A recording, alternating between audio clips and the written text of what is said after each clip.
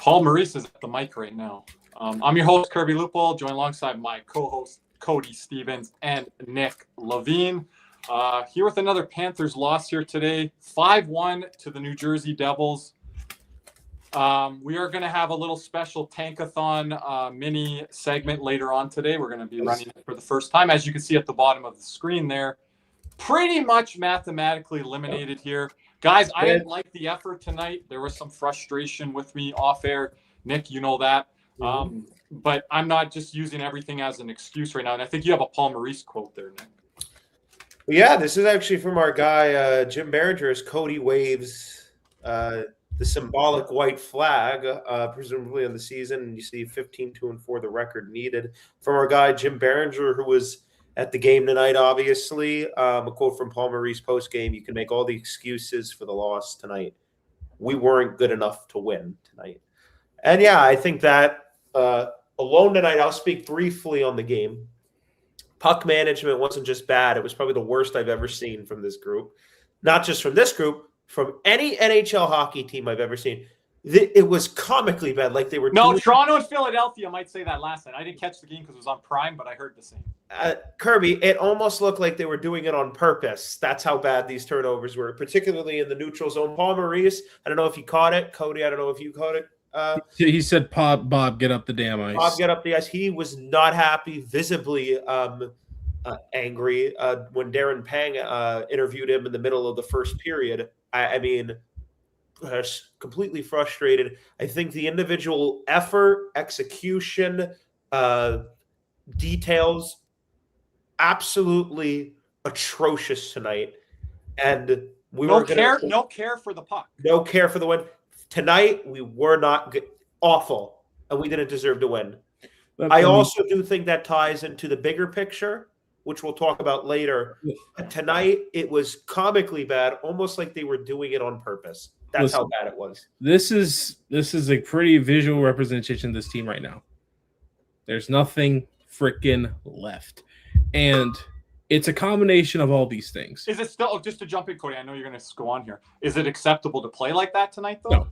No. But I will say this. I'm not going to sit here and tell you I don't think they've given up. I just don't think they have gas left. This is a team that has just been through every muck and grind. And the way this team has played in the last 3 seasons, I just seriously think they have no gas. Well, I think you really think about it, Cody. They played, 4.5 seasons worth of hockey in 3 years, including all the international play. And then you include that with all the guys are hurt, and the guys who aren't hurt are in the lineup, and they're probably playing hurt. Well, I know people are going to say that's not an excuse. That's not an excuse for tonight. Let's calculate it real quick. I have a calculator right here. So let's go. 82 games in the 22-23 season, right? Plus correct. 80. We got 82 plus. And then you have 7. Well, 82 times 3. So you got 246 games right there. Now let's go back to the series. Boston went 7. Toronto went 5. Carolina went 4. Vegas went 5. Correct. You're at 267. Correct. 23-24. Tampa went 5. Boston went 6. Boston went 6. Rangers went 6.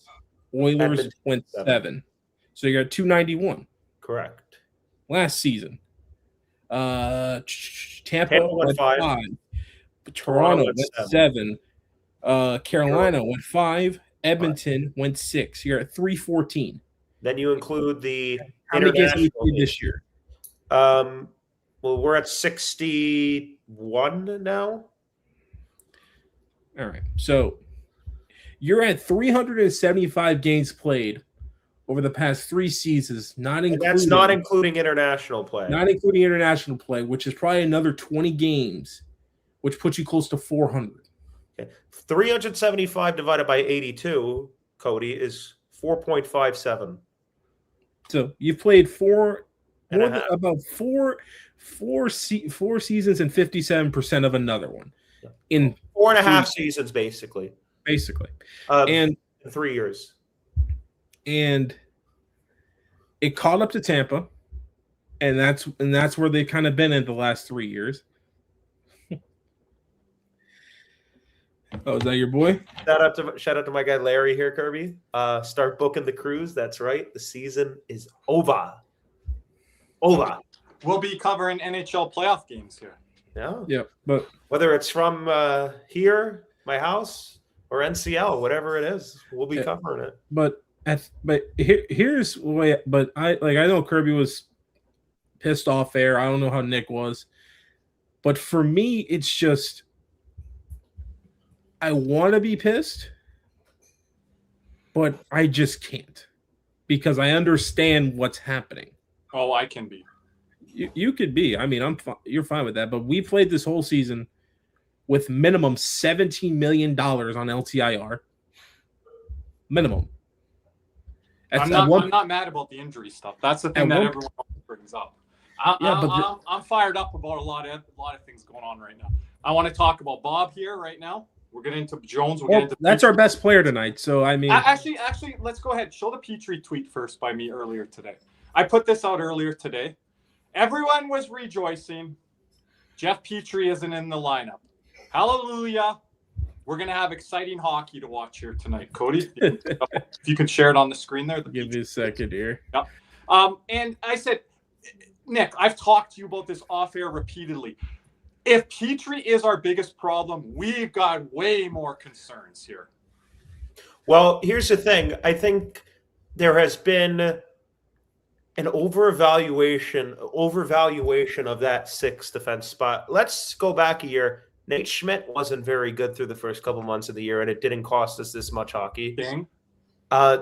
Ekman Larson probably never consistently did. Obviously, the injuries that year were a little different, right? OEL was good 5-on-5 for us, but what did he do to the power play to make it better than what Brandon Montour Nothing. did? He didn't do anything. And here's the other part. I think Jeff Petry would have been fine in the role that was initially he was signed for. In the role he was signed for and what they had envisioned, it was going to be pretty much a healthy roster. Barkov down the middle. Jeff Petry comes in and plays his 14, 15 minutes, bottom pair, right side, and virtually no issue. And if you got to the deadline feeling you needed an upgrade, you could have easily gone out and got a bottom pair defenseman. It didn't work out that way. And has he been good? No. Have there been guys more? No, it hasn't cost us games. First of all, Cody's got to listen here in a second, but go ahead. There are more prominent players in more prominent roles on this team that have been just as bad, if not worse than him at points in time, in moments and in games and in stretches of play. Because Jeff Petry been poor, sure. Look at Gustav Forsling and Aaron Ekblad the other night against the Islanders. Look at them tonight. That's the moment right there. I mean, tonight they were good again. Like who came in the lineup tonight for Petry? Juvis Belinkas. First goal, pokes it away, gives the puck away. Thank you very much. Let's give Bob a chance tonight. No, not really. And I don't understand why Petry, amongst the Panther community, I don't know why. I for the life of me, I don't. I sent you guys the receipts. Do you see all the likes? Yeah. Hundreds of likes. Hundreds. I don't know why he's known as such a terrorist in the Panthers thing when I've seen a hell of a lot worse defensemen than him. I mean, Mark Stahl. There was more of a case for Mark Stahl than there was. Here's the thing about Mark Stahl. You're not going to like this, but you could pick 27 Miami Dolphins before you get to Jeff. Oh, the one that got cut yesterday, Liam Eichenberg. Right, see you, buddy. But here's I didn't know. But here's the thing. Mark Stahl, I'll always kind of give an asterisk to because he wasn't signed for that role. And what was Jeff Petry designed? No, signed it's the for same this? thing. No, but he had to do what Schmidt and OEL did. He had to. Or it's first of all, critical. he wasn't even initially signed to do that. He was signed to come in to be a 13, 14, 15-minute guy. He can transport a puck. Alexander Barkov comes in, you do your thing, and you play him in sheltered minutes. And then you upgrade it to death.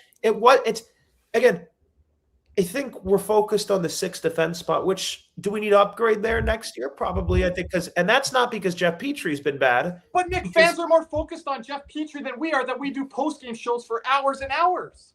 Like, they're more fixated on I watched Jeff Petry, and I'm just like, Like, All right, Zito missed on a $900,000 defenseman That's again. what Nick Oh says. well. Oh, well. He misses on those. That's fine. That's how he works. And I'm going to be honest with you. And he's be missed honest on with the you. other guys. Sabrango, Belinkus, Can I ask an honest question? And I know Nate Schmidt's had a good year. How much different would it be if Nate Schmidt were on this team, realistically? Which version of Nate Schmidt are we getting? Say we re-signed him. He's helping more than the guys that are there. Okay. Maybe one more or two more wins? Oh, so instead of being 10 points out, we're 6 or 8 points out. Yeah. And I want to ask you this, Nick, because you brought the question up. How much minutes is he alleviating from Forsling and Ekblad? Not much. Well, power play maybe power play minutes. Maybe and the other part is instead of Belinski. The question comes into play here of okay, well, he probably would have stepped into the top 4 when Jones went out. Which, by the way, Seth Jones, pretty damn good defenseman, may I add. I want Cody to share that in a second. Has led our team in ice time pretty much since getting here, and that's a catastrophic loss when you compound that with Barkov. You could argue. But Nate Schmidt also did this cinema with Seth Jones on the roster, which I was talking to Nick earlier today. I think that matters. If he has all that spotlight on him, is he going to do the exact same thing? Maybe, but I wouldn't bank on it without having better defensemen in front of him. He had to play bottom pairing minutes. Well, and I think that. So did that open him up offensively and to be able to free him up? Because if he has tougher matchups, is he doing that? At the end of the day, we're not going to be much without the foundation of the scene, which is Alexander Barkov. And Cody, I know people are going to categorize as an excuse or whatever. I truly don't think you can whatever it is. Good point by Nando, too. Underestimate the impact of not only the amount of hockey you played, but the fact is not only the amount of hockey you played, but who's in the lineup that's hurt. And the reason they're playing hurt is because they're out. The guys above them are out, and the depth's out. And Kirby, I know you're going to like this from my guy Larry. Sorry. Bob is not the problem. He's all alone on an island with no defense. They need to help Bob. Please re-sign Bob ASAP. Did you tell him to write that after? I did not. He's been saying that in our group chat, too. Here's the thing about Bob. Has he been good? No. He hasn't had a good year. It's probably his worst year in Florida since his first season with the team. But has he been the main reason why the Panthers are in this situation? No. You know who I'm more worried about than Bobrovsky? Aaron Ekblad. Not Gustav Forsling. Aaron Ekblad. I'm sorry.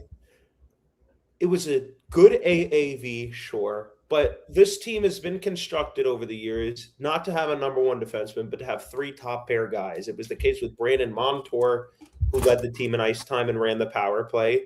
It was the case, last year when we got Seth Jones. He went out, obviously, with suspension, which another conversation. The fact of the matter is you have an Aaron Ekblad now on an 8-year deal when a couple of years ago, we were talking about getting rid of this guy for a bag of pucks, and then we re-signed him to an 8-year deal. And now he has to be essentially the number one defenseman again. And we were already thin without Dmitry Kulikov. The Seth Jones injury, the point I'm trying to make, is catastrophic because that guy is truly our number one defenseman. Big guy, ice time leader. Seth Jones tweet there first if you want, because I thought we were going to talk local. Or what do we got here, Bob? It's courtesy of Ethan Butkowski. The Panthers pre-Jones injury, 21-16-3 with 1 point out of the playoff spot ever since the injury. This was before tonight. Mm-hmm. Post-injury, 9-11. And I'm pretty sure I think a good chunk of those losses have come in the last, stretch of games here prior to the Olympic break and after.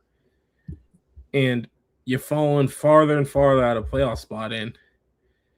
It's just that was just an injury the Panthers could not have afforded to have, especially not without Dmitry Kulikov. And it's just putting way more pressure on the first pair, and they can't handle it. Do you think people were surprised by that comment or tweet today?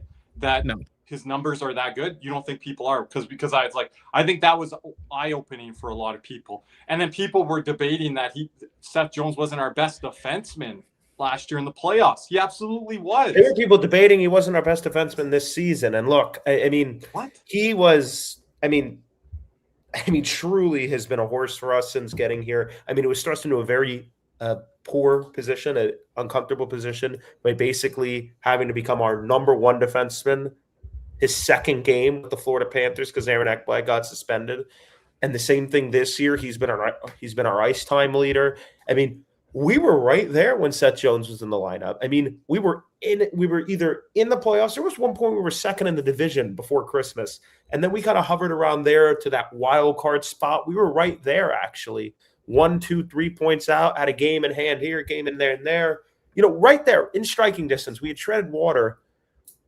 And then after I think about 2-3 weeks playing without Seth Jones, the last week and a half before the Olympic break, it absolutely fell off. And remember, we got, just to jump in quickly, we got Tkachuk back for that San Jose game, which was about 10, 12 days after the Jones injury. Yeah, and correct. the results with Matthew Tkachuk are under 500. And here, yeah, well below 500. And I think that part of the problem is when Jones went out, and you knew it was probably going to be a longer-term injury. And I know, Cody, like, oh, you're glad we didn't trade assets at the time. Like, okay, I get that now in hindsight. And I know, and you could even make that argument now. I would like Connor Murphy about that. But we were right there. And if there is an argument that if we had made a move to alleviate the Jones injury, could we have picked up some more points prior to the Olympic break that would have led us to be in striking distance now? If they believed in their blue chipper, Michael Benning, and we had Connor Murphy, you guys are telling me that combination wouldn't be better than what we've been throwing out there in icing? That's an organizational thing on the operating and the development front. They haven't shut down Barkov. They've been operating under the assumption like, okay, yeah, this year's still like possible. Yep. Like I think it's done. Now it's done. Cody, why were they thinking that? But they weren't operating like that for the whole year. We love Armando. I know he tweets all the time. With what money? Nick, your answer for that was what? Say that one more time. Your answer with Armando was, with what money could we have upgraded our team? We talked about it, and what Edmonton just did. Yeah, and we would have given what Edmonton just did. We have 2 second-round picks because of the Justin Sordiff trade. Yeah. You could have traded that second-round pick, got Connor Murphy, maybe half retained, and if it didn't work, you could have shipped off Jesper Boqvist in a second. But Edmonton got him half retained for a singular pick, right? I think a worse pick than what we would have offered. A worse pick, because Edmonton's pick is going to be worse than Washington's or ours. But the thing is with me and like the whole Connor Murphy thing, I see where you guys are coming from. But the way I'm looking at it is, it's not only our defense is playing bad, none of our top forwards are playing worth a damn. Sam Reinhart hasn't been good in about a month and a half, and I feel like we all know he's dealing with something. Brad Marchand has been known to be dealing with something. Sam Bennett's the only one that's really out there skating at this point. I don't has a bit of hurt. They cannot even move. I mean, like, Brad Marchand, he can't stop. Appreciate it, Fernando, by the way. Just want to jump in here quick. Thank you, Fernando. Are we at the final stage of grief? I don't know if everyone's there yet. Is everyone? This isn't grief. Like here, and like I got no, but acceptance. Are we there already at the beginning? I've accepted this. Well, I've been accepted. Cody, but the team hasn't. Cody, the team said Cody. Like, do you know what your Reinhart comment's going to do for my conversations? Nick, you said we had a chance last week. Kirby, take a look at the screen. You know what the Reinhart comment from Cody is going to do for me now? What? Hey, as long as it scores, someone said it. As long as it scores me some that comment.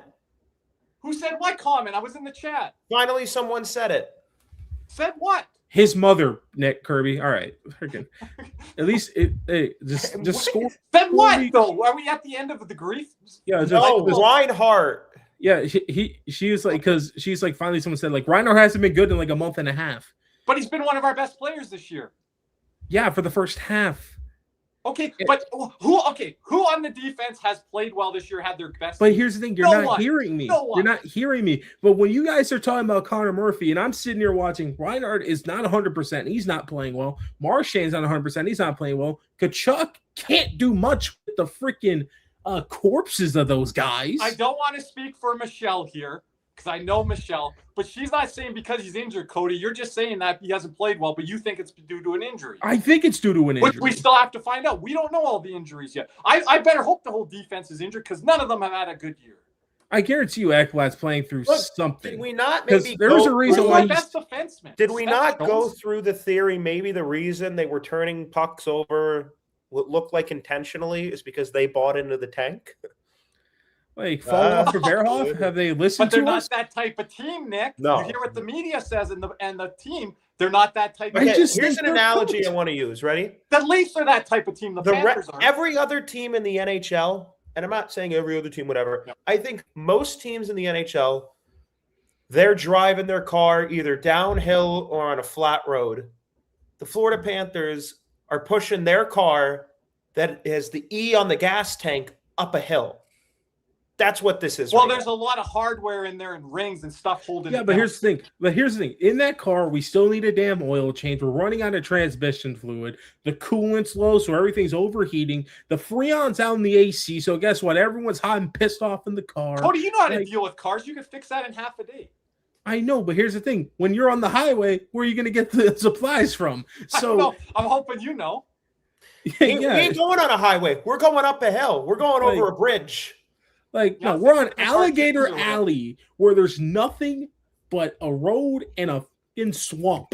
It is nothing but that. And it's just, and people are calling this season disappointing. Disappointing is not the word I'd use. The word I'd use is unfortunate. Disappointing would be if we had all of our guys and this was the result. That's disappointing. Unfortunate is all the injuries we had to deal with. I mean, hell, the guy we brought in to replace Nosek got hurt 5 games in. Gatchevich hasn't played a game in God knows how long. Kulikov took himself out on a hit in game 2 of the season. Barkov just took a bad spill with Mikkel in training camp. Guess what? Popped the ACL. Kachuk tore his damn groin from foreign nations last year. We're still dealing with that. At fighting Brandon Hagel, Nosek probably tore his ACL training or something.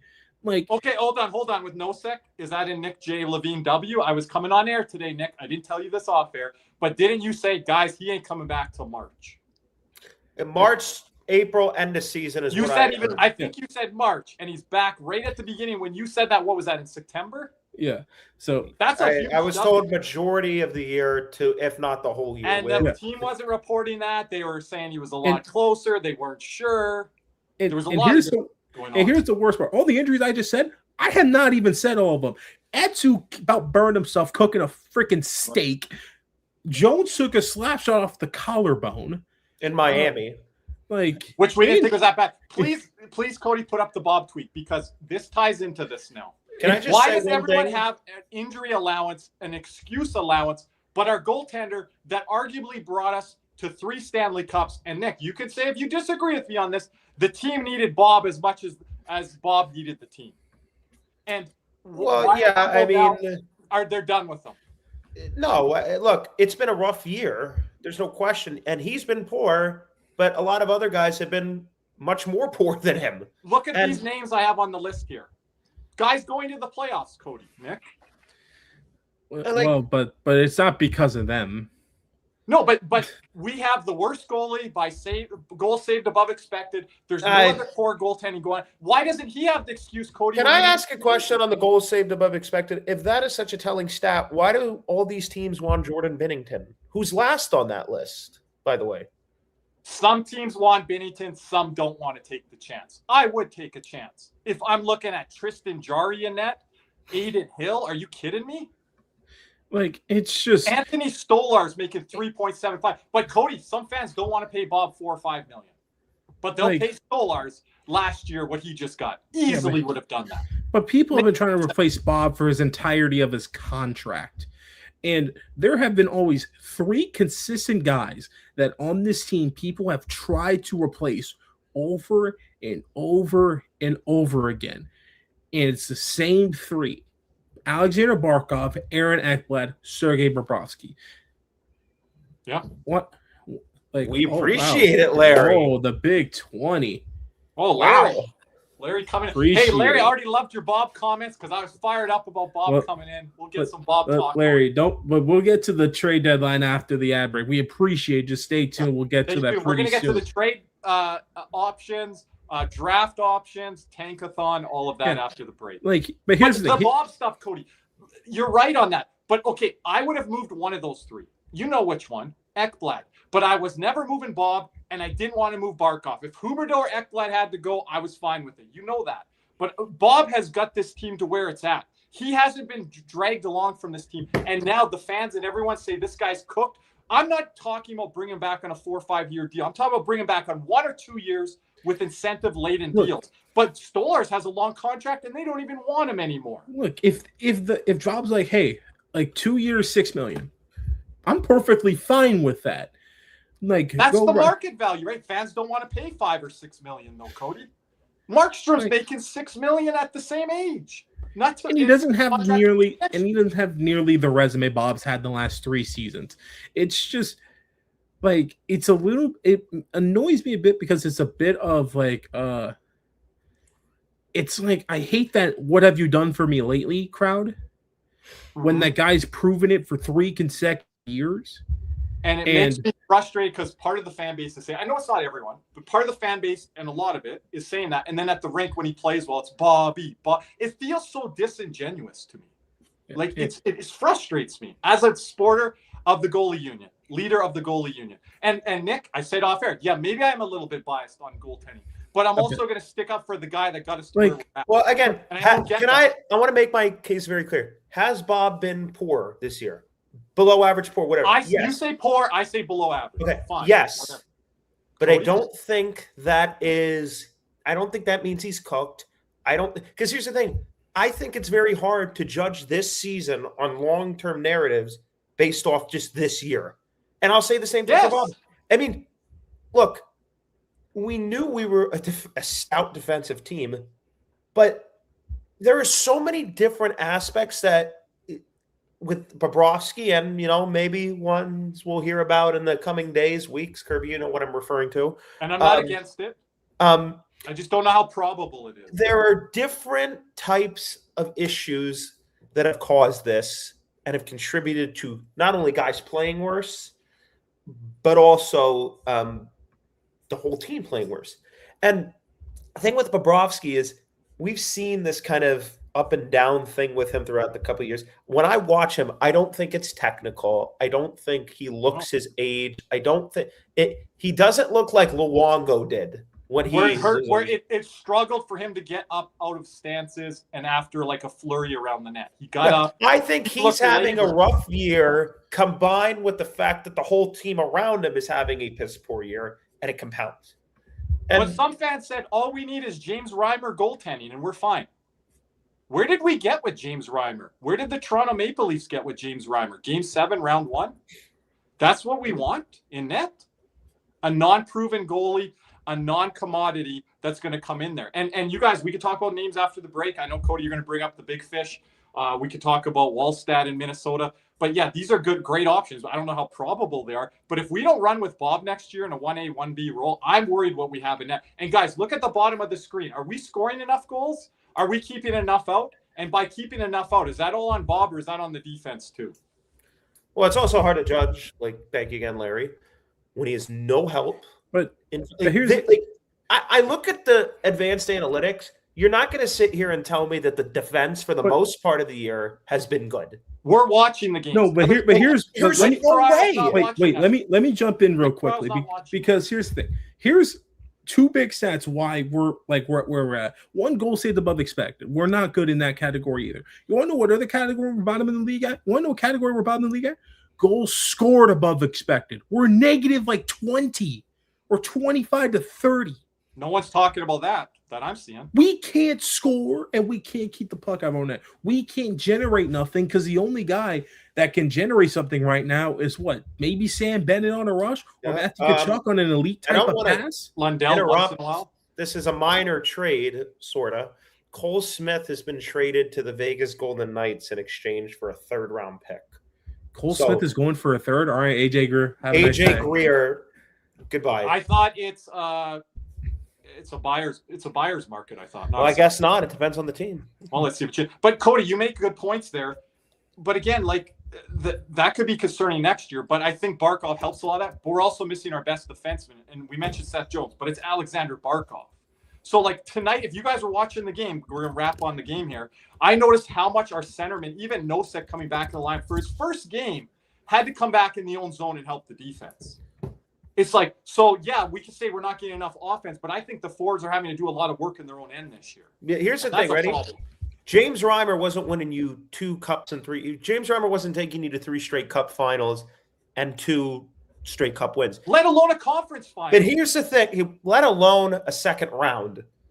Kirby, the Bobrovsky contract, though, a bad final year, for whatever reason you want to say. Who cares?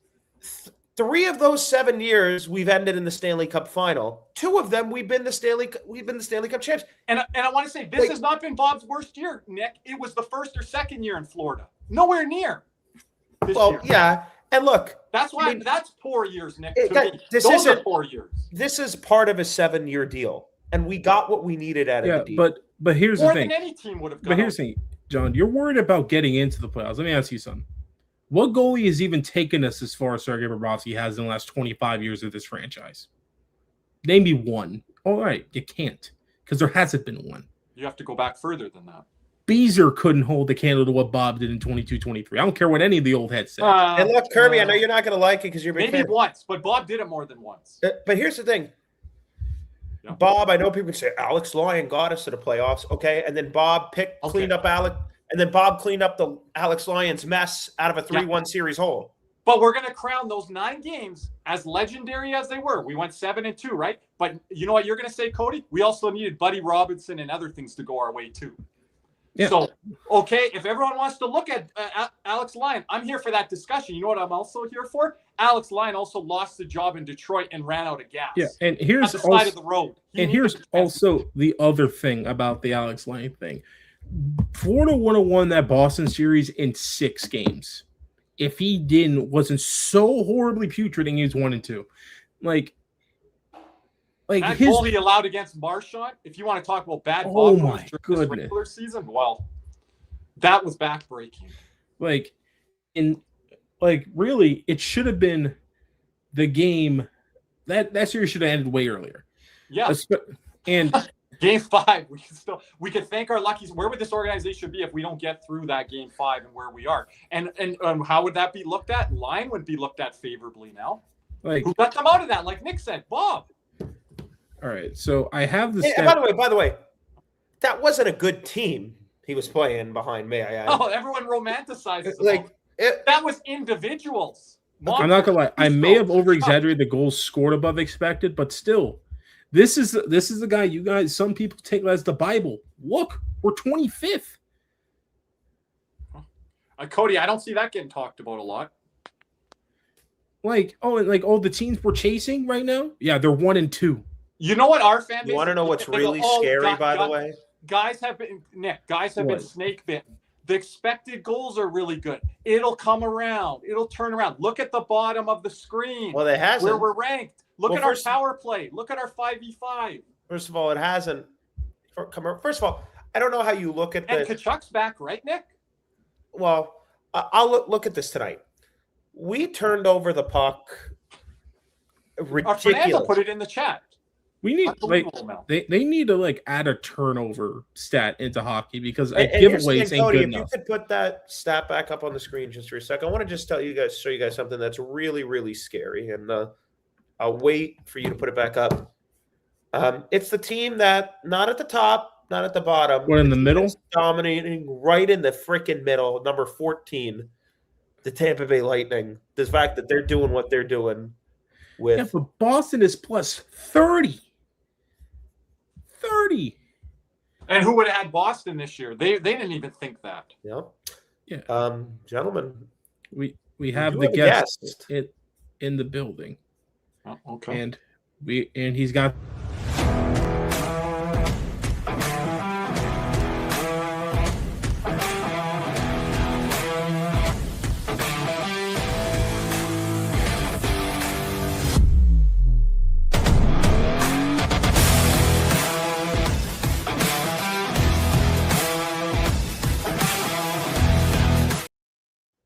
from the swamp,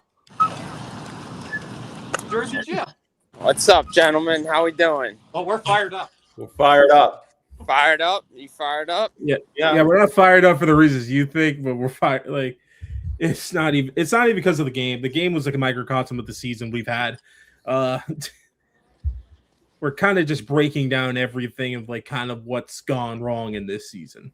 Yeah, well, the third period is a microcosm of the entire season with everybody just going through the motions.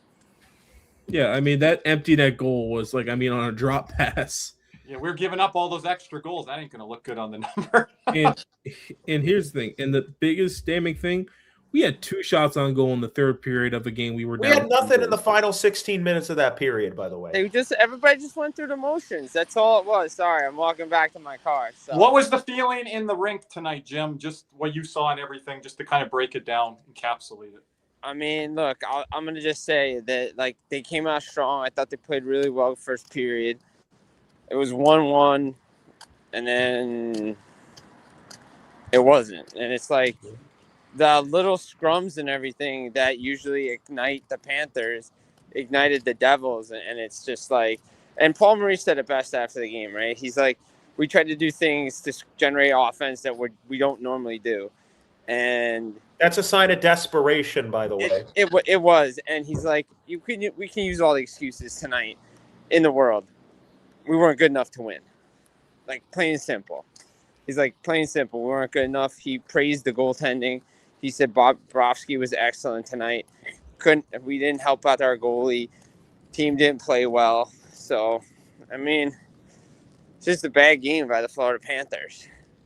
Well, what you said a good first period, Jim. I'll push back a little bit. I didn't love our puck management. I didn't love our neutral zone play. And look at the casual line changes as well. I mean, I look at the fact that they scored a goal after they gave up the first goal. But that was more because New Jersey was out to lunch. But I mean, look, I'll say both first goals that were given up, both goalies were down on their knees way too early. I'm not a goalie guru. By the way, Rob Tyler says hi to the show. So. Oh, okay, you did see him. Yeah. There we go. Anytime he wants to come on for a goal. Oh, come on, Rob. Let's see it. I'll get Rob on here. We'll get David Dwork. We'll get the whole goalie union on here. Cody, yeah, goalie union. If you want. Just don't get beat short side. No.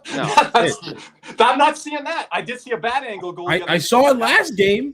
But how many of these goals are truly backbreaking right now for the Panthers? There's other things going on. Yeah, no, there's definitely other things going on for sure. I mean, I think, to be honest, like poor defensive zone lapses. This is the stuff I saw with the Tampa Bay Lightning for last couple of years. They give up the neutral. They gave up the middle too much. They allowed the Devils to generate speed through the neutral zone. They didn't slow the Devils down at all. Like they're just laissez-faire in the defensive zone, which is something that's uncharacteristic of a Panthers team the last 2 years, 3 years really now.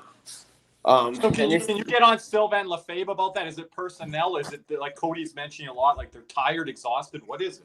I mean, Thomas Nosek back in the lineup tonight, by the way. Shout out to him for How did he look in person?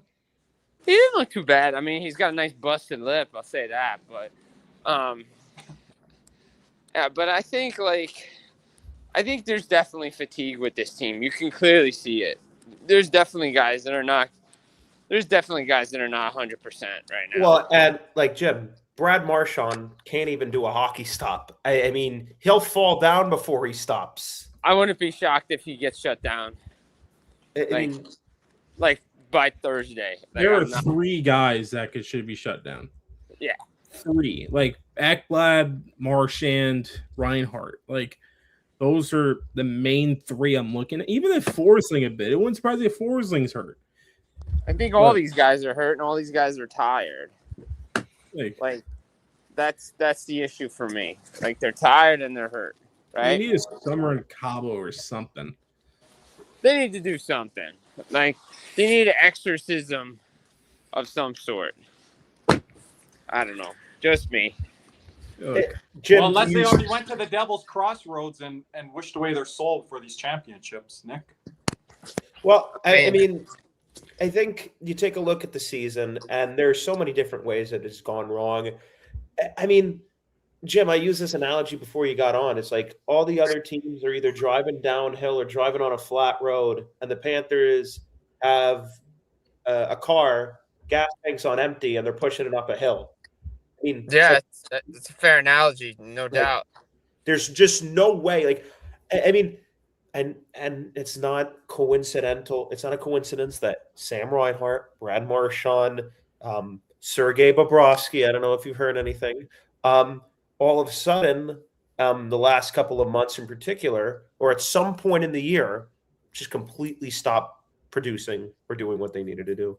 And I think that there's really not much you can do. And I think from Paul Maurice, like the Islander game was a rough game. Like it was a rough ending. But you can't. I think that took to. I'm gonna be honest.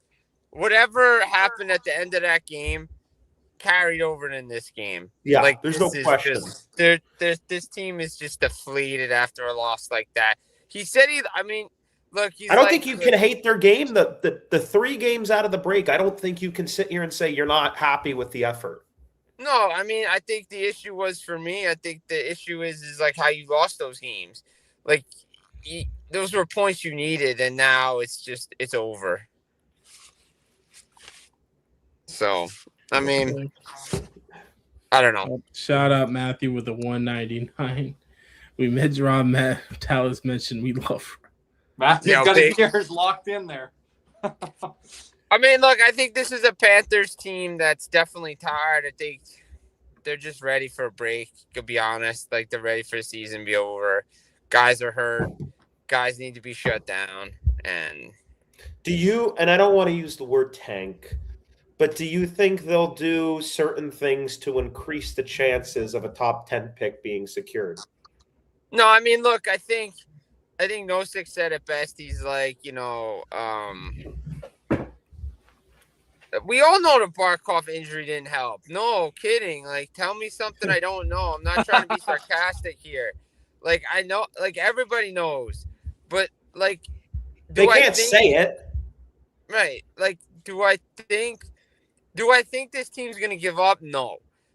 They got to take it one game at a time, right? Thomas Nosek said it best. He was asked about, like, looking at the standings and this. He's like, if you start doing the math, then you're done. They're going to play hard every game until they know it's over. Let's say we must have been doing math quite a bit for the way this effort we're giving tonight. I mean, damn. What are we doing? Calculus, algebra, geometry, maybe trigonometry. Way they played so far. And Jim, another question, obviously, as you look at the offseason, there's money in free agency. There'll be talks about the picks and the trades.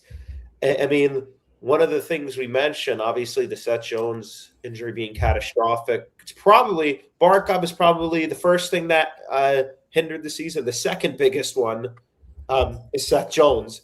And that really kind of started this downward spiral. Do you sense that maybe because we were talking a little bit about the fundamental issue with the team, like a guy like Aaron Ekblad, could Florida benefit from another defenseman?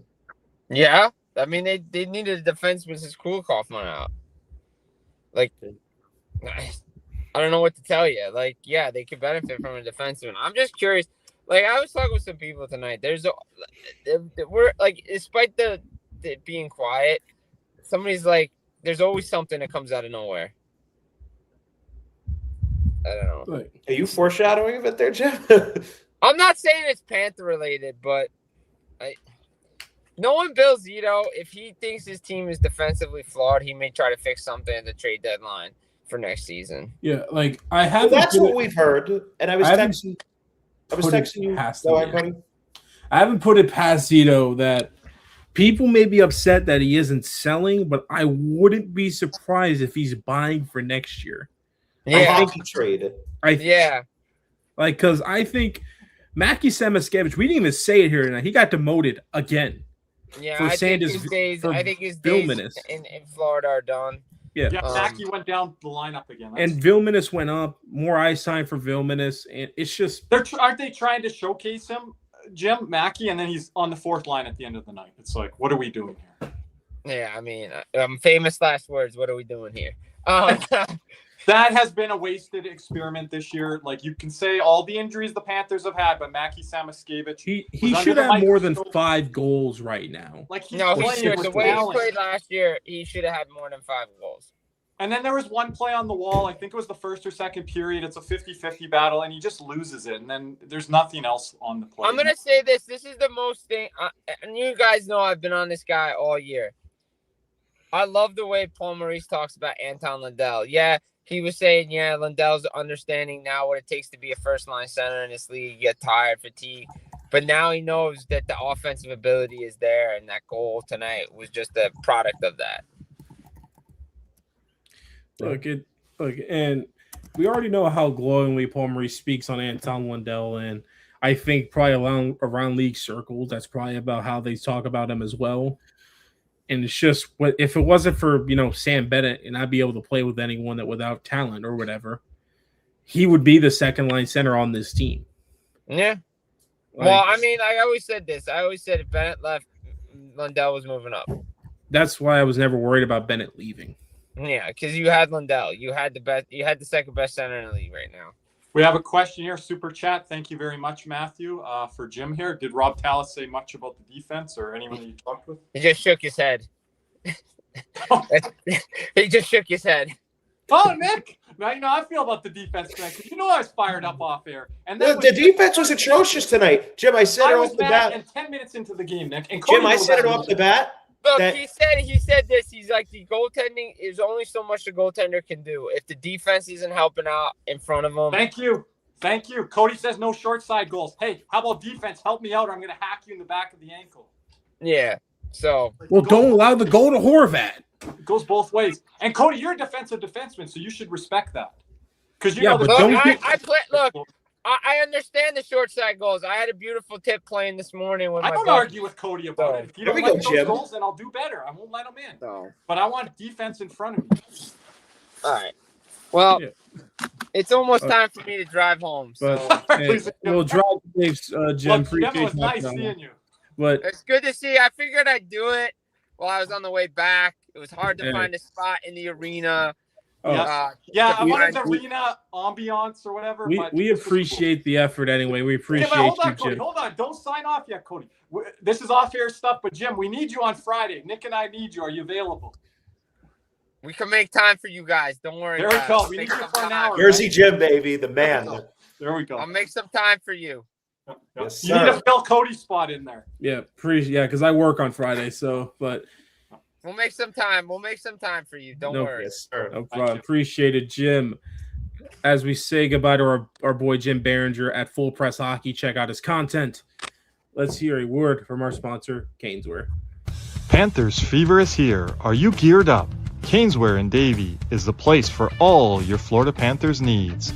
They have the latest gear for our favorite NHL team. Jerseys, polos, t-shirts, hoodies, hats, and more. Caneswear has you covered. Stop by their store in Davie or at pantherswear.com. Again, that's pantherswear, WEAR.com for all your Panthers gear. And another word from other sponsor, Jeremy Beckham at Bexcel's FLA. Champions don't settle, and neither should you. Let me introduce Jeremy Beckham at Bexcel's FLA, bringing a competitive edge to South Florida luxury real estate. If you want a home that performs in all 3 zones, location, lifestyle, and long-term value, Jeremy is your power play. The clock is ticking. Let's go for the cup. Reach out now at BexcelsFLA.com. And hey, everyone, we are giving away this Brad Marchand autograph photo courtesy of Andrew Hoffman in the Boca Card Show, which will take place once again this coming August. All active members, all active gold and silver members are automatically entered, and we will be announcing the winner in the next upcoming weeks. Good luck, and let's go Cats. Yeah, in about a couple weeks here, Nick, I think we were going to announce the winner for that. We have a Nick Bukestad autographed jersey. Speaking of which, we saw him in action tonight. New Jersey Devils. It's a military uniform donated to us from JC, one of our great members here on the Cats and Rats channel. So shout out to JC, just like Jose Navy Knoll. donated that jersey during the Olympics there, and D'Lo has that, I think now, or on the way to D'Lo. So just a little housekeeping on here. Make sure to subscribe to our channel, like this video, comment on our videos, helps with our algorithms. Purchase a super chat donation, like you guys have all been graciously doing throughout the night here.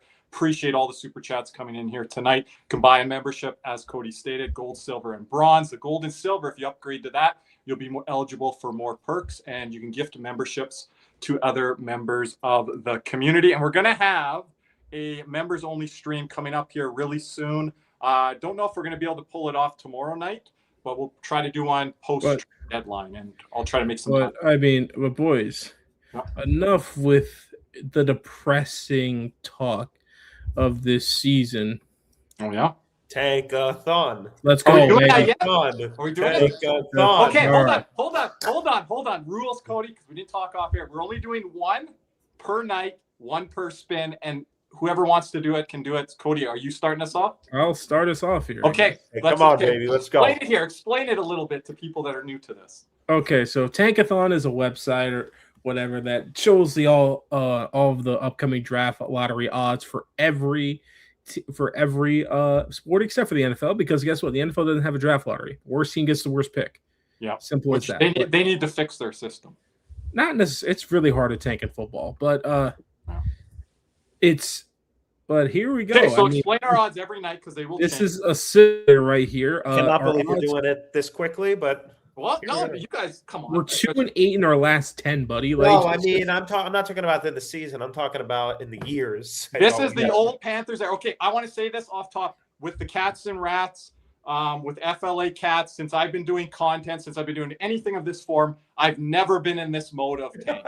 It's always been playoffs. So for new Panther fans, you're like, what the hell is this? Nick's even looking at prospect goalies overseas right now from our guy Jamie. We're starting to do research. But as of right now, the Panthers have a 5% chance of landing the number 1 pick in the NHL draft, according to Tankathon here. Shall I hit Sim Lottery?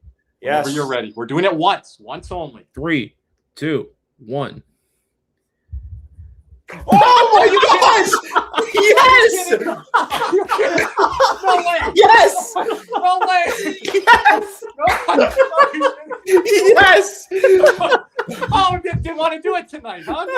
Oh my gosh. Well, the lottery was tonight. Send it into Gary. Oh no, guys, Gary, no, hold on. Colin Campbell is fixing the lottery. Gary Bettman has it in George Peros. Oh, I'm gonna head it. Oh, what the? That's incredible. That's incredible. Well, you know what Chris is going to do next show? He's going to give us. Oh, shut up, Fernando, with the other 5. That's incredible. Oh my gosh. Good content. You guys know. Oh my gosh. You know what's been happening on the Leafs Nation channel with our boy Zach Phillips? I'm going to clip this for him. It hasn't been happening for him. Oh, you got to clip that and post. I cheered louder for that than I have for a goal in months. What's the order here? It is Florida moving up 8 spots to grab the first overall pick, and then St. Louis the second, and then Vancouver rounds out the top 3. Hey, the Rangers, if they won the first overall pick, they can have it in this scenario. Just got to give us so the Rangers now. So now let's talk. Well, let's keep it on the screen for a bit here. Cody, you wanted Igor Shesterkin. Is it not such a pipe dream you're going to tell me now? Or you still think it could possibly? For the first overall pick, yeah, I'm getting Igor. But are they going to trade? I mean, that is incredible. I mean, that is just incredible. Oh, man. Vancouver yet to get the first overall draft pick. Calgary as well. 2 franchises have never had the first overall pick. St. Louis with Nick is tanking here. I have to put this out there for our people. Us 3, we are not going for Gavin McKenna. We are falling off for Keaton Bearhoff. Even with the first overall, guys? I think about it. I would think about trading. I'm going to be honest with you. I would trade back. 60%? I would trade back. I would probably do. I mean, again, I would. You're doing the old Panther trade back. I'd trade back to St. Louis to be like, hey, you want this one? What are you getting? Here's the thing. You know what they'd probably say? They're like, No, you're going to draft Verhoff. We're just going to get McKenna anyway. Right? Or Stenberg. There, other teams might be fine with what's behind number one. That's the thing. How much trade value is there? But Kirby, I have a question for you. If we have this pick in the draft, are you drafting Gavin McKenna? I am. I'm going to give you the answer right now. As of today, I'm 65% on Verhoff. Now, that might be controversial to some, but I'm looking at best player available and also area of need, and I think they intersect with the Panthers. And I think Verhoff can be part of your cup window. What if McKenna's not ready by year 3 or 4 like Connor Bedard was? That doesn't help us. Yeah. It doesn't. But I'm sorry, that might have been the greatest thing. Now, I know I'm going to say with the McKenna, he's going to play with better players than Connor Bedard did. Yes. But Verhoff, I think he can supersede guys that are in our top pairing. But let's look at the mock draft right here. I don't know why they have Ivor Stenberg from Frölunda, which Some I are think different. that's the same team I believe Rasmus Dahlin was from. And you have McKenna going second, Keaton Verhoff going third, Caleb Malhotra, son of former NHLer Manny Malhotra. Yeah, I don't think Manny was ever this high. He was a defensive centerman, 3C. I think his son is a little bit better than the Aginla situation. And based off of this, we are going with Ethan Belt. I have no idea who this is. That's as it currently stands. Well, I mean, if we want this, if this is our pick, trade that. A lot of people want Ethan Belt. He's a big power forward. We don't need that. But that's what do not need that. Damn, 6'5", 227. But I mean, prospect rankings here. They have look. I like Carls and Reed. I'm going to do more research on that, but Carls is a guy I'd look at with the Panthers if you have a secondary pick or. You said Chase Reed right here. Yeah, Chase Reed as well. I like Carls. I'm going to look into those two a little bit more though. Again, I like defense here. There is 3-4 defensemen. What in the top 10, top 12? Yeah, I mean Verhoff, Reed, and then Albert Smits. I like Smits as well. Smits, I know a little bit more on the Latvian. If you want to go the Finland route for Tappara, which is Barkov's team, or Barkov's team is Tappara, right? Yep, that's his team. Juho Pilpparainen. Okay. Pipparainen. I do want to add on Smits. I think he's a long ways away from probably. Oh wait, let's go Jakub Vanacek. Is Smits the youngest guy there? Is he 18? No. Or 17? I think so. No, Verhoff's June of 08, just like Schmitz is December of 07. I would be okay with any of those first. How many defensemen is that? I think Verhoff's ahead of Smits for development. Oh yeah, I prefer Verhoff. After that, I mean, I know it matters who's going to be better long term, but we are looking at this cup window, and if Verhoff's the better player and he's more ready, I think Panthers are going to look at which guy is ready as well. Yeah, that was hilarious. That was hilarious. Yeah, it'll be disappointing for the rest. Like Nick cheered like that. We won, like US won the gold medal again. So Cody's got excited twice here in a matter of a week and a half. I didn't get excited. I just started laughing. I thought that was a real draft lottery for a sec. Shit. Sorry, Nick. I think the last draft lottery. I think we. Can I honestly ask? What would you laugh if we actually won the draft lottery? Yes, I'd laugh.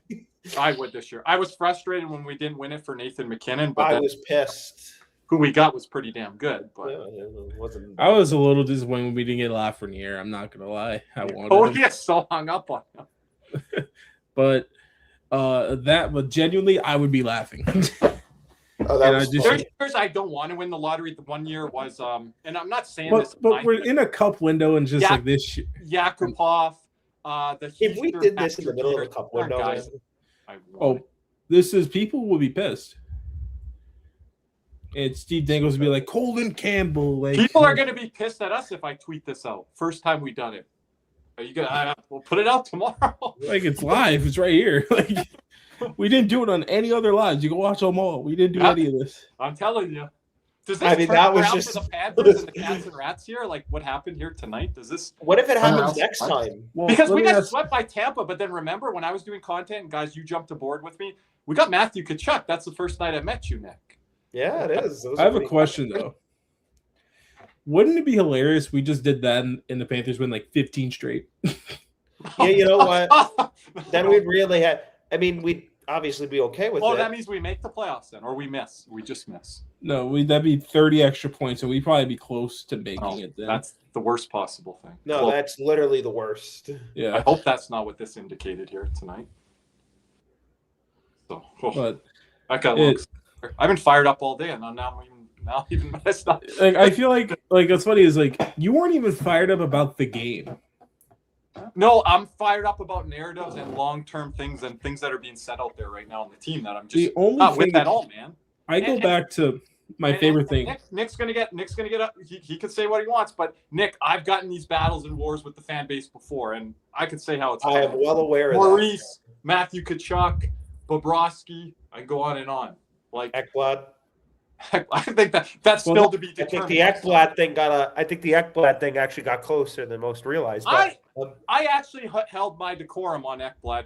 I wasn't here when he got signed. I was coming back from Medicine Hat. Shout out Gavin McKenna. Yeah, I was at a movie when that happened. Right? Yeah, that's right. But I knew the second that Cody went to that movie, I'm like, fuck, something's gonna break here. No, that's what I said. The minute I walked in the theater, I'm like, watch them re-sign one of these guys right now. And then they signed both. But I had a movie membership with AMC, so I had free tickets. So I was like, you know what? I'm gonna go. I don't know why I went. I'm not gonna ever do this again. But yeah, Cody might not touch it for the rest of March and April here. Just another reminder: our trade deadline show will be Friday at 1 p.m. Eastern time. We'll be back here Thursday night with Chris Scott for the post-game show. Columbus, he said, "Fire up the tank." That's right, Chris. It already happened here tonight.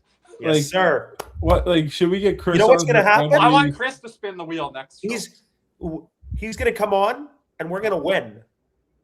We're gonna win. We're gonna imagine it win. rolls up Panthers again, double with Chris. He's like, I only need to be here for losing and for the tank. Well, you know what's gonna I'll fall out of my seat if it lands on it. If we win on Thursday because Chris Scott's coming on. Oh, he's getting it more than when we lose when he's lost. Yeah. You're not going to be here though, Nick. Cody, more than likely, I think we're going to lose. So, Chris Scott, you were welcome on every post-game stream that we need to be. He has to be on every stream from here on. I heard Kirby try to get him on for a USA stream. If you're not crying, you're laughing. That's my line. I know. Well, I've said it to you. If you're not laughing, you're crying. I like to say it the other way. We're laughing tonight. But okay. Like, dude, man. Anything else? Anything else? No. Just I'm not too sure. I mean, Cody's in us. Are you awake, Cody? I don't know, man. I'm just existing. So do the Panthers shut anybody down tomorrow? Keaton Verhoeven. I don't think everything. He's a puck moving guy. He can skate. He can add. I don't think they shut anyone down until after the trade deadline. Fair. So by the way, AJ Greer is gone, right? He might be. Kirby? Tell me what his value is right now, because I think second or a third. This is not buyer's. If Cole Smith went for a third, AJ Greer is probably around that. Is that going to be the anomaly? Because teams are not paying lots right now. Look what Connor Murphy went for. Look what offers are out there right now. Yeah, but I think Connor Murphy's stock kind of fell the last couple of years. That's a weird addition for Vegas. By the Greer, are we going to get a third? I would consider taking it, of course, but second, I don't know if we will. I would love to, but there's a chance of it. I'll take it if it's a second. If it's a fourth or fifth, I would almost rather negotiate with him, and then if you lose him, you lose him. Is that fair? Third would be kind of the breaking off point. Yeah, third, I'm like, okay. You'll take but it. If it's like a second, then pack your bags. Oh, yeah. No. But it's because I think his type of forward is going to be highly. Night one, baby. I forgot to put that on, I think. All excitement. I cannot wait to go back and watch that. The timestamp. Everyone's going to be howling tomorrow. But the trade deadline, I think. Here's who I think could be traded. AJ Greer could be traded on the way out. I would not put it past Zito getting something for next year. I really wouldn't. Yeah, I think a hockey trade's on the table for sure. If you just shut down Barkov completely, you just get your guy, because then you wouldn't have to retain anything. Then you'd be good to go. Like I said, I think Zach Whitecloud's still right in my vision. Like, that's who I want. I wonder if they're soft buying though, or they're going to wait for the summer now with things that are going on. If they were like 6 points out, maybe 8, you start to get to that double-digit mark. I don't know if they're looking at that now as a buy option. You have those picks still to use and utilize. Like Nick says, Nick expects maybe a trade to happen in the conference final or Stanley Cup final, because we've seen it the last couple of years. So maybe the Panthers. Yeah, like Omar got traded during the Cup final. Yeah. So that was Boston. I don't think someone did last year. I don't think it happened. I thought there was a conference final trade. If it wasn't last year, I thought it was 2 or 3 years ago. Also, here's the thing: it could depend. You went after the draft lottery. You can move it if you want. Yeah, right. Yeah, I don't think teams are going to move it right away. They're going to sit on it for a week, I think 2, 3. I think if it's not what we just had Tankathon did, if it's not that, then what you do is you take it to the draft day, and then you can make a trade on. Yeah, like just to jump in here, Nick. If it's Vancouver, Calgary, they're not picking up the phone. Rangers probably not pick up the phone. If it's Florida, like what happened here tonight on the Cats and Rats channel, they're going to get calls that first night. But Florida should be like, we're thinking about this for the next 2, 3, 4 weeks. We need to think and here's the thing. Here and go. I mean, could you imagine first of all, I'll go 2 ways with this. Could you imagine the reactions on Twitter if that were to occur, number one? And number two, what that would probably dominate outside of the playoffs. That would dominate the airwaves in Canada for what's going to happen here with the first. Well, what offers are you getting? Is it Igor Shesterkin if it's the first offer? William Nylander? Like what names? Elias Pettersson, but you're like, no, thank you. No, thank you. Like what names are you getting when you have that pick? I'm going to be honest with you. What defense guys would you get? I'm going to be honest with you. If it is that, Moritz Seider would that get a call from Detroit? They wouldn't do that, I don't think. But they wouldn't. Okay. No, they're going to the playoffs. Forget about that. Well, okay, yes, that part. Right. You want to forget about that? Yeah, I do. I was going to say Buffalo. But I can't say them. Like, for example, I'll tell you this: if New York called Zito up and said, "Hey, what about Adam Fox?" I'd hang up the phone right in their freaking face. I wouldn't even. I declined the call back. That's how. I would start with Igor. I'm like, it starts with Igor. Like, it's like I don't want anything else. I'll give you the first overall pick, which has immense value. It's franchise changing potentially. If you want somebody like a Mackie Samoskevich, you want the second to 2 seconds we have, sure. What would Montreal? We're just throwing fantasy stuff out here against the wall. I haven't even thought about this. Would they have to have like Demidov and Lane Hudson for the first overall? But there's no need for them to do that. Like there's no need for them. But I'm saying, what is that offer? That's the value you're looking at. You're looking at that type of value because Demidov's still young and unproven. Now Mitchkov plus, I'm like, no way, no, thank you. No, I don't think you do that. Now again, is there a number one defenseman out there that could be on the move that one of these teams are willing to trade? Like this is a team that probably wants Gavin McKenna. That would be giving this offer, most likely. Where they're offering 2 star players. Well, here's the thing: you can create a little bit of a bidding war because at the team at number 2, and I'm going to be honest with you, I have a Robert team. Thomas isn't enough. I have a team. Oh, Dallas. Would you move the first overall pick for Josh Morrissey plus something? Well, I know a name. What's a lot of people plus? are gonna. What's the plus? I need to know because I'm pretty high on their off. I need to know what the. I don't think I would. Perfetti and Morrissey, I'm not. I follow. Hell no. No, I don't think. No. Not Perfetti. Right. Scheifele and Morrissey, but why would they do that, Nick? And again, I don't think. I think the most if you a first overall pick, 2 second rounders, and a guy like Samoskevich to the Rangers for Igor, they'd have the first and presumably another top. They'd have 2 top 5 picks. Here's another team, but they're not going to do that. But the age is kind of the deal breaker here. The first overall pick to Nashville for Yossi and Saros. Ooh.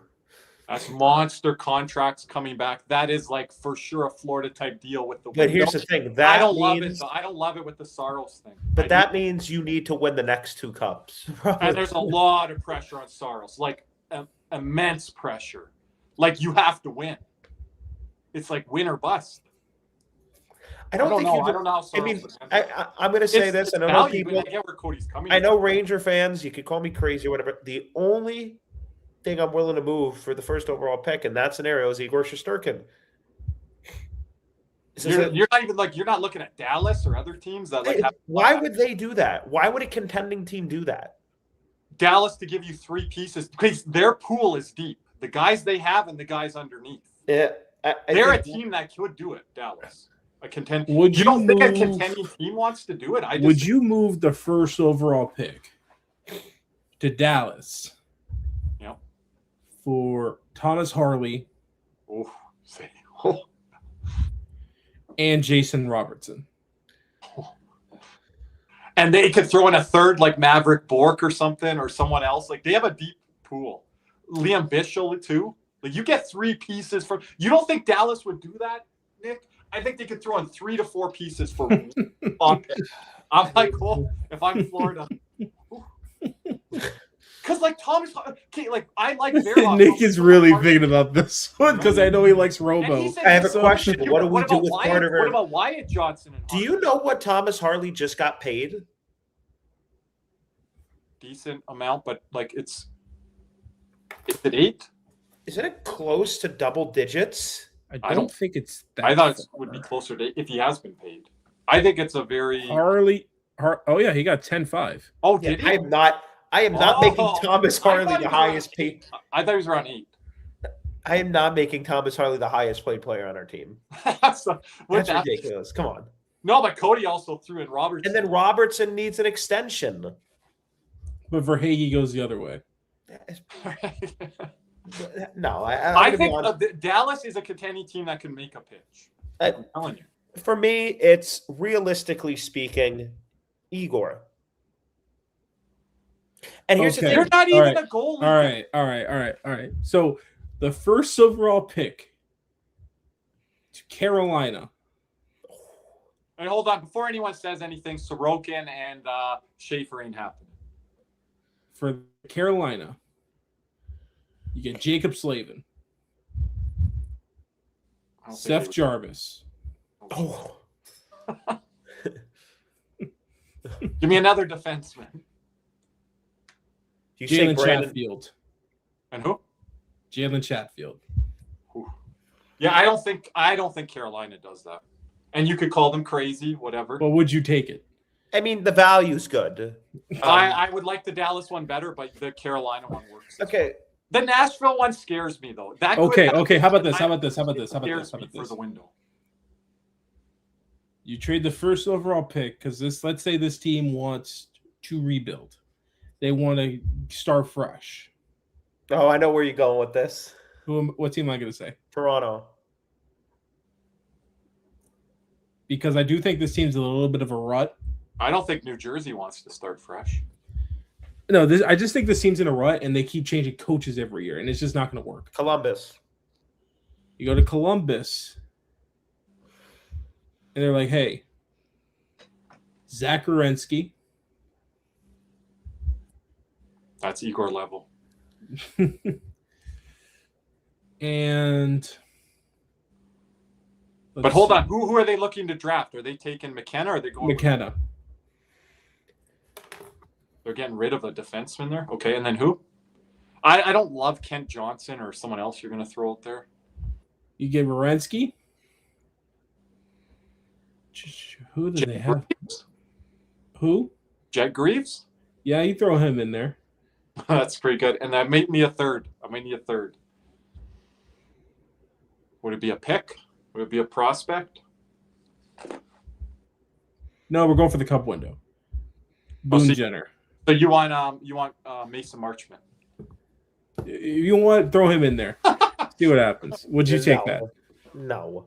So you're saying no right away you're not putting Werenski on the level of Igor? Okay. Yeah. Like we need a defenseman. If you're not Okay, taking their off, here's the I'm just going to point this out for anyone that's Yeah, watching. We know probably I this will. ain't going to Both- happen No, with the realistically, trade thing, but one we're or just two of these could be realistic. I'm not saying all. you know of what the them. most realistic is, and it's What? not happening. It's Igor Shesterkin. That's the most real out of all of these. I Because think if you're trading, why Vincent, wouldn't Dallas do a trade over the Rangers? if you're keeping, Dallas needs that one player you talk about, and you say that with Carolina too. if you're trading Vincent Trocheck, Adam Fox, hate to break it, that's a ticking time bomb. He's going out. He's leaving Okay. sooner at some all point. right. New York, All right. guys, you guys are saying this a lot, Nick. New York is not a franchise and organization that wants to run with a young guns team. They don't. They don't have a choice. They don't have a choice. They do. They have Igor on a long-term deal. But- Okay. All right, So you I know have a what they're going to question. do? You know what you're going to do? You're going to trade Trocheck. Fox is probably going to force his way out. And then you're going to have Igor all by himself. Everyone's painting the narrative that they're going to force away. It could happen. All right. I have a Why new would team. Shesterkin stick around for that? I have a new team in mind now. Like people like New York, Nick. Yes, go ahead. Okay. So, your first overall pick and Carter Verhaeghe going the other way. In exchange for Nazem Kadri, Mackenzie Weegar, Devin Cooley, and another pick. And that's for what? The first overall. Would you just stick with the first overall then? Yeah, that's not good. Dustin Wolf has to be in that. Yeah, there you go. You would have to put Wolf in that for you. You'd have Wolf if Uyghur was making a reunion and something else. Yeah. And that's what the Flames are going to run with, and they're giving away their goalie, but they're looking at McKenna to sell a lot of tickets and be their face of their franchise. That's a whole flip for them, though, because they're very, very... Okay, so let me ask this. If you... First overall But we're pick... doing the whole Wolf Knight thing now. And First all overall pick the other way in exchange for Brandon Montour, Joey Decord. Kirby's just like, eh. Who's the piece? I like those guys, but who's the piece? It's funny. I finally got you. If Benier's a right paned out how they did, and it was Montour and Decord, I'm very interested. But they haven't had that guy from their draft class pan out like he should, right? Okay, I'm going to be honest. If one of those guys did, because I'm looking realistically, these teams don't have Realistically, much. none of these teams are going to blow up their court and their. LA would have been one if Byfield and Turcotte and all these other guys. No, but what's hilarious is in a short-winded way, I kind of got Kirby to admit that Seattle's mid as hell. But this was your little trick. No, that's kind of dirty tactic with the first overall. LA Kings with Kempe, Fiala's hurt right now. They have certain things there. oh no, let's bring Panarin back into the equation. Kempe, Panarin, and who the hell's their goalie? Darcy. Kempe. Kirby, you bet you all this much about the defense. I don't really hear you talking about who's playing defense, who's in net. Would you want Brant Clark in there, Kirby? We're talking. Yeah, I'm not the biggest Brant Clark, but he'd have to be in there. But yeah, who's playing net, Nick? You'd have to have this part of this package. I feel. I know what you're saying on Igor, but these teams that you're talking about in this now Dallas, that won't happen. You want to know my thought? If it's top 3, you probably have to keep it in draft. Like teams are going to get creative. They're going to call Florida. I'm just saying happenstance what we did here tonight. I don't think we're going to get the top 3 pick, or even first overall. They're going to talk to Florida. Then Florida's going to come back to them, and that they're going to start to get cold feet. A lot of these teams, they're like, we can't give up that much. Like that's where you're at, right? Like there's going to be a lot of interest, but does something happen? That's the thing. It'll make it interesting to talk about. All these rumors are going to come out. All these offered deals. Might not hear for years later on some of them, actually. But I don't know if something materializes. Because guys, this part of the draft, this top 3, like this has not been like this in years. You've had Laine Matthews. You've had, who was it? Taylor Hall and Tyler Seguin. But like the top 3 guys, like that legitimately can go number 1 overall. I don't think we've seen this in The last draft I could think of was what? Ovechkin, Malkin.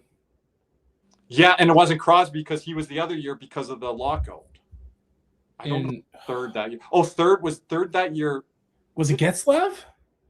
No, he went later. He was 7 or 8. Was it the Cam Barker with Chicago? It was some defenseman one of those years, but he ended up busting. I don't think one of these 3 kids busts. I think the most likely would be Stenberg.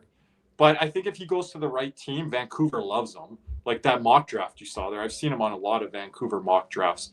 I think he needs to go to the right fit. I think Verhoff and McKenna might be fit proof. But again, with McKenna, he has to be around talent like Bedard. I feel very similar. Aren't they cousins? I feel very similar to these guys. They cannot just do it themselves type of player. Verhoff fits in the best with a big market or with a team that's established. Like Rangers would be good. Florida would be good. You could argue Toronto. Like he needs to go to a team, a marketplace that's not just going to build around him for like the next 5-10 years. Going to put pieces there with him. And I think that's where Verhoff should go, to a team. The best top 3 that I'm seeing so far. And I think the Rangers will buy if they get a top pick, Nick. Really, the best top 3 I've seen so far was 09. So hold on. You think they're going to accelerate this?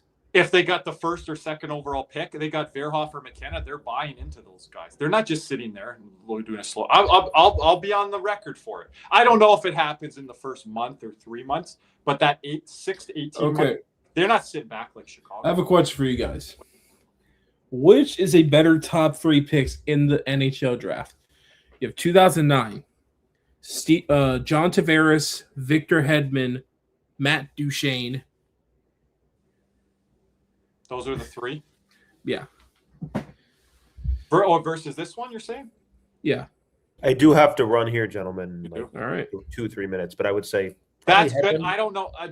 I think all 3 of these guys have the potential to be better than Duchene. But Duchene was really good. Wait, what was the question? Like, what's better, this top 3 or the Hedman, Tavares, Duchene top 3? Oh, well, right. Yeah, for now, I think one of them can. Okay. I think Hedman could be the best player out of the 6, but I do think 2 out of the. I don't know. That's tough. I don't know. Duchene clearly the 6th, or yeah, I would say so. But this is probably the best, like, top that's a 2, good one. The most highly touted top 2 pick since McDavid Eichel. But Sabres are 2 points. Look, Sabres, do they fang? You better get it done this year because I probably don't think you'll get it done next year. But anyway, gentlemen, anything? Nick's got to run here. I know. Anything else tonight? Gotta go, gents. No, I'm good. All right. We're good. All right. Appreciate everyone here for watching here, and I appreciate all the donations. Shout out to our sponsor, Canesworth, Jeremy Beckham, and don't forget to sign up for that Brad Marchand giveaway. Gold and silver members are automatically entered, so upgrade your memberships. But signing off here tonight for our boy Jim Biringer, Big C's, Nick J. Levine, Kirby, and myself, we say thank you. And as always, let's go, Cats. Right and true, the beating undivided, all the voices in my